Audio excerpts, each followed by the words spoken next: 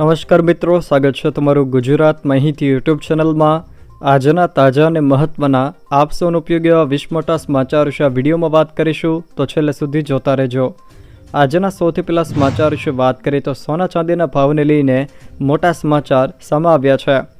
સોના ચાંદીની ચમક ઘટી, જોકે ભાવમાં કડાકો થયો છે।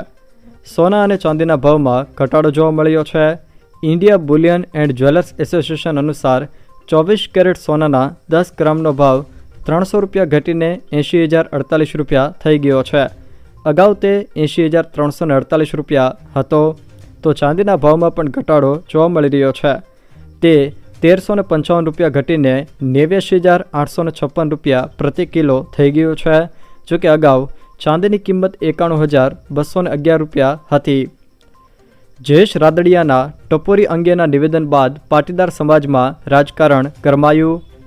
પાટીદાર આગેવાન પરસોત્તમ પીપળિયાએ જયેશ રાદડિયાને સોશિયલ મીડિયા પર ટકોર કરી છે, તો જયેશ રાદડિયાને અનેક સવાલો પૂછતા સોશિયલ મીડિયામાં પોસ્ટ કરવામાં આવી છે।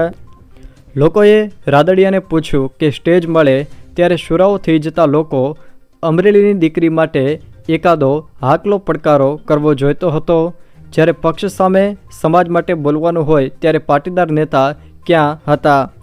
ખેડૂત મસીહાને એવો પણ સવાલ પૂછાયો કે જામકંડોળાના 6500 જેટલા ખેડૂતોની જમીન ખોટી માપણીનો ભોગ બન્યા, તે આજે પણ પરેશાન છે, એનું શું થયું? રાજ્યમાં મગફળીની ટેકાના ભાવે રેકોર્ડ બ્રેક ખરીદી। કૃષિમંત્રી રાઘવજીભાઈ પટેલ દ્વારા મહત્વનું નિવેદન આપવામાં આવ્યું છે। તેઓએ જણાવ્યું છે કે રાજ્યમાં મગફળીની ટેકાના ભાવે રેકોર્ડ બ્રેક ખરીદી થઈ છે। 6,700 કરોડની મગફળીની ખરીદી કરાઈ। રાજ્યના 2.98 લાખ ખેડૂતો પાસેથી મગફળીની ટેકાના ભાવે ખરીદી કરાઈ।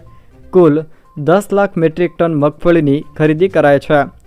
મગફળી પાકનું કુલ 18.80 લાખથી પણ વધુ હેક્ટરમાં રેકોર્ડ બ્રેક વાવેતર થયું હતું। ઉત્તર ગુજરાતના વિસ્તારોમાં ભૂકંપનો આંચકો નોંધાયો।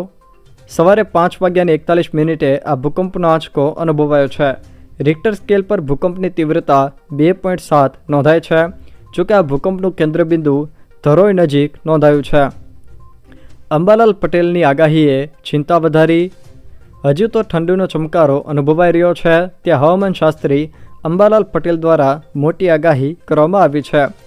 તેમના જણાવ્યા પ્રમાણે મહા મહિનાની શરૂઆતમાં એટલે કે 2 થી લઈને 4 ફેબ્રુઆરી દરમિયાન માવઠું થવાની શક્યતા છે। રાજ્યના વિવિધ વિસ્તારમાં ગાજવીજ સાથે વરસાદ પડી શકે છે, સાથે પવન પણ હશે। આ આગાહીથી ખેડૂતોની ચિંતામાં વધારો થયો છે। શિયાળુ પાક હવે તૈયાર થવા આવ્યો છે, તેવામાં જો માવઠું થશે તો ખેડૂતોને વ્યાપક પ્રમાણમાં નુકસાન થશે। આ તારીખે ખેડૂતોના ખાતામાં 2,000 રૂપિયાનો 19મો હપ્તો આવશે। 2,000 રૂપિયાનો 19મો હપ્તો 24 ફેબ્રુઆરીએ લાભાર્થીઓના ખાતામાં ટ્રાન્સફર કરવામાં આવશે। આ જાણકારી કેન્દ્રીય કૃષિમંત્રી શિવરાજસિંહ ચૌહાણે આપી છે। આ અગાઉ સરકારે 18મો હપ્તો 5 ઓક્ટોબરના રોજ મહારાષ્ટ્રમાંથી જાહેર કર્યો હતો। પીએમ કિસાન યોજનાનો ઉદ્દેશ્ય નાના અને સીમાંત ખેડૂતોને આર્થિક સ્થિરતા આપવાનો છે, જેનાથી તેઓ પોતાની આજીવિકા સુરક્ષિત કરી શકે અને ઉત્પાદકતા વધારી શકે। જોકે આવનારો 19મો હપ્તો 24 ફેબ્રુઆરીએ ખેડૂતોના ખાતામાં જમા કરવામાં આવશે તેવી જાણકારી કેન્દ્રીય કૃષિમંત્રી શિવરાજસિંહ ચૌહાણે આપી છે। ગુજરાતમાં ઠંડીમાં ઘટાડો। 24 કલાકમાં જ તાપમાન 2 થી 5 ડિગ્રી વધી ગયું। રાજકોટ સહિત સૌરાષ્ટ્ર કચ્છમાં આજે પણ ઠંડી સાવ નહિવત થઈ જવા પામી હતી અને મોટાભાગના સ્થળોએ તાપમાનનો પારો 2 થી 5 ડિગ્રી સુધી ઊંચકાઈ ગયો હતો। ઉલ્લેખનીય છે કે શરૂ સિઝનમાં સૌપ્રથમવાર નલિયા ખાતે ડબલ ડિજિટમાં એટલે કે 14 ડિગ્રી તાપમાન નોંધાતા નલિયામાંથી પણ ઠંડી ગાયબ થઈ ગઈ હતી।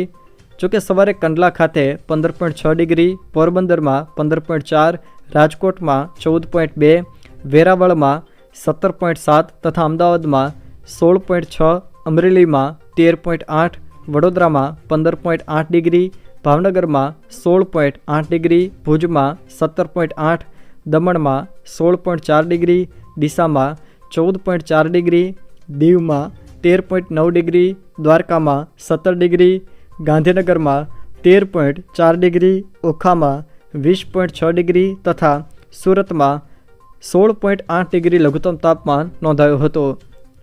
વિદ્યાર્થીઓને ધોરણ 10 પછી AMTS 85% સુધી રાહત આપશે। અમદાવાદમાં AMTS બસને લઈને મહત્વની જાહેરાતો કરવામાં આવી છે। વિદ્યાર્થીઓને ધોરણ 10 પછી AMTS બસમાં 85% સુધી રાહત આપવામાં આવશે। જોકે વિધવાઓને ટિકિટ દરમાં 50% રાહત આપવાનું વચન આપવામાં આવ્યું છે।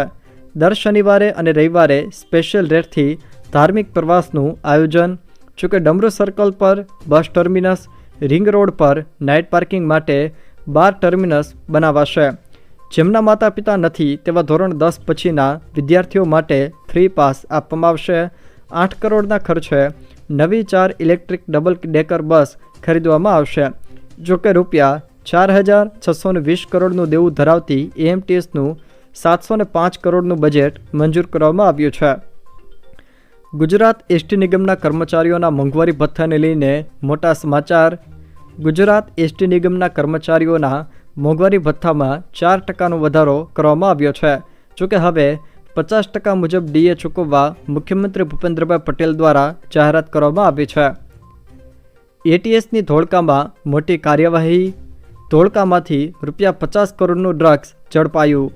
પુલેન ચોકી વિસ્તારમાં ATSની મોટી કાર્યવાહી કરી છે। જોકે ATSના દરોડામાં ડ્રગ્સનું ગોડાઉન ઝડપાયું છે। જોકે આ ધોળકામાં ATS દ્વારા 50 કરોડનું ડ્રગ્સ ઝડપવામાં આવ્યું છે। ઉમેદવારોની પસંદગી માટેની સેન્સ પ્રક્રિયા પૂર્ણ। જૂનાગઢ મહાનગરપાલિકાની ચૂંટણીના પડઘમને લઈને ઉમેદવારો પસંદગી માટેની સેન્સ પ્રક્રિયા પૂરી થઈ ગઈ છે। હવે પાર્ટી ક્યારે નામ જાહેર કરશે તેની રાહ જોઈને દાવેદારો બેઠા છે।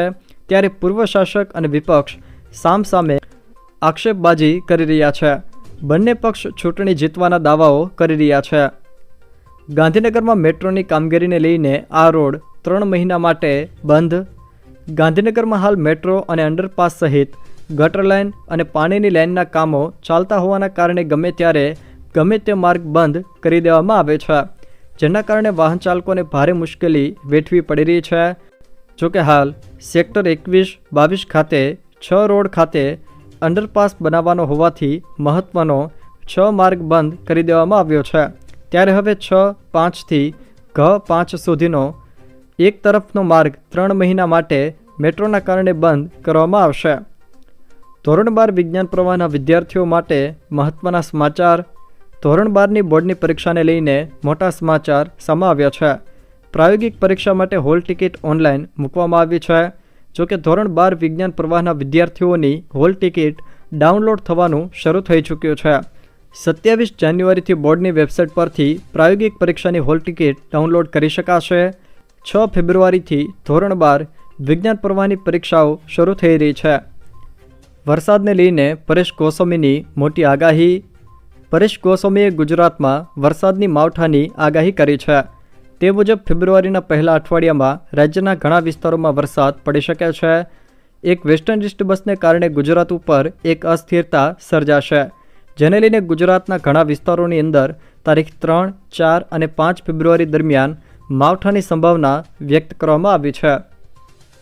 2 સિમ કાર્ડ વપરાશકર્તાઓ માટે નવો નિયમ। ટ્રાઈએ મોબાઈલ સિમ કાર્ડને લઈને નવા નિયમો જારી કર્યા છે। આ અંતર્ગત રિચાર્જ ન કરાવવા પર પણ સિમ કાર્ડ 90 દિવસ સુધી કામ કરતું રહેશે।